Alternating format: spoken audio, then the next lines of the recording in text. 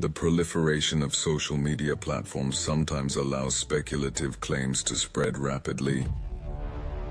A viral TikTok video claiming that NASA has found paradise has sparked great debate and curiosity. However, in this article, we examine in detail how compatible the claim is with reality. The video, which circulated on the TikTok platform, claimed that NASA discovered paradise with the Hubble Space Telescope in 1994. The person who voiced the video claims that he got this information from an uncle working at NASA.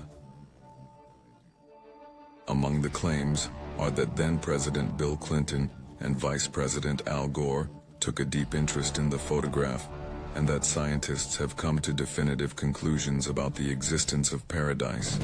Allegations also took place. The origin and credibility of the allegations.